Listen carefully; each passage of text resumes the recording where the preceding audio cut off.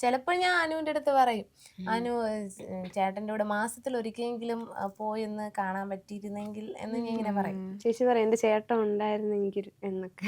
അങ്ങനെ മിസ് നമ്മള് ഇപ്പൊ ചേട്ടൻ വീട്ടിലുണ്ട്, അപ്പം ചേട്ടൻ എവിടെയെങ്കിലും ഒക്കെ എന്നെ കൂട്ടാതെ പോകുമ്പോ എനിക്ക് ഇത്രയും സമയം കൂടെ ഉണ്ടായിരുന്നിട്ട് പെട്ടെന്ന് പുറത്ത്. അപ്പൊ ഇത്രയും മാസം ചേട്ടൻ ജോലിയിലൊക്കെ ഇരിക്കുമ്പോ ചേച്ചി എങ്ങനെയാണ് അത് താങ്ങുന്നത്?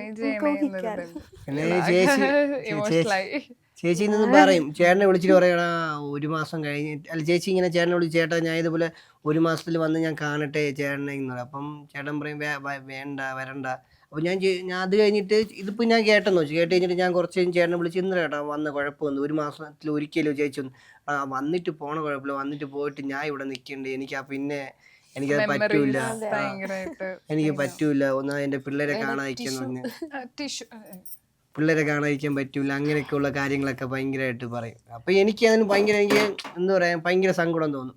ഇന്ന് ചേട്ടനെ വിഷമിക്കണ്ടെന്ന് കരുതിയിട്ടായിരിക്കും പുള്ളിക്കാരി പകുതിയും പുറത്ത് കാണിക്കാതിരുന്നെന്ന് എനിക്ക് തോന്നുന്നു. പിന്നെ ഒരു ആശ്വാസം എന്ന് പറഞ്ഞാൽ ഇനി ഒരു 3-4 വർഷം കൂടെ ഉള്ളൂ, 8 വർഷം അങ്ങനെ ജീവിച്ചില്ലേ, ഇനി ഇത്രയും വർഷം കൂടെ ഉള്ളൂ എന്നേ. അപ്പം പിന്നെ ലക്കിയും ഒരു 4-5 ക്ലാസ്സിലൊക്കെ ആവും. പിന്നെ തിരിച്ച് ചെയ്യുമ്പോ ചേട്ടൻ വന്നിട്ട് രണ്ടിലാവും.